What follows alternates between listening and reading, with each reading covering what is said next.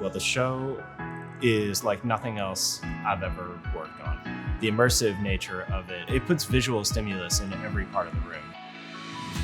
Most Broadway shows, you sit in a seat, there's a proscenium, and the cast is performing on stage. Or Here Lies Love, there are many seating options, but one of the options is the standing room on the floor, and the action is happening all around you. At times, you are in the action. At times, you're watching the action from down below looking up at stages. But other times, there's cast members walking right past you, singing and dancing. And then we have the other seating areas, which is the gallery looking over the side of the floor, which is really interesting because you're kind of have a bird's eye view of everything happening on stage. So we want to make sure that the experience is top quality for everyone, no matter where they're sitting in the venue.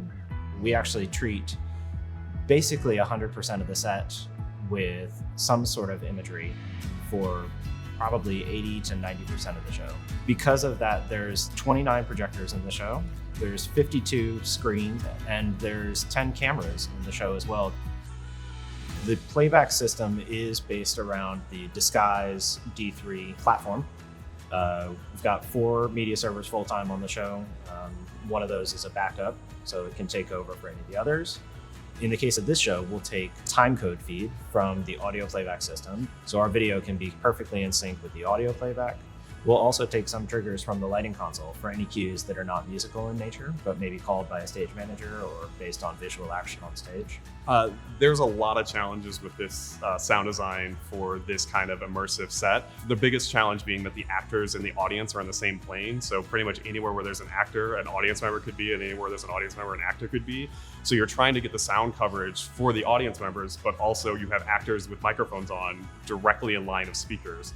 I'm very lucky to use L Acoustics that has really good phase correlation and just a lot of gain before feedback, and I can really control the sound to be able to make it so we don't have feedback all the time. I chose Elisa for this show because of the versatility that we can bring to this immersive sound for this immersive staging of this show. It really gives us a lot of control in the ability to move the sound very easily and move the actors around very easily. We can do effects and move the sound all around the audience, and also in the balcony we will have an Elisa system to move sound around up there as well. So it's really going to be all-encompassing no matter where you're sitting in the venue. So it's a very big challenge and one of the most interesting mixed positions I think that has ever existed on Broadway. PRG Broadway's video sales and project management team has been a real asset for us. This is probably my 4th or 5th Broadway show with PRG as the primary video supplier. We're able to come to them with the initial design, and the team here is able to take that and do the upfront business part of that has to get done quickly and give me a chance to really dig in and make sure that we're covered engineering-wise. My engagement with the show continues for the life of the show, but I can't do that without Rob Harris and his team to back me up when it comes to equipment, when it comes to logistics, and making sure that we have a show 8 times a week.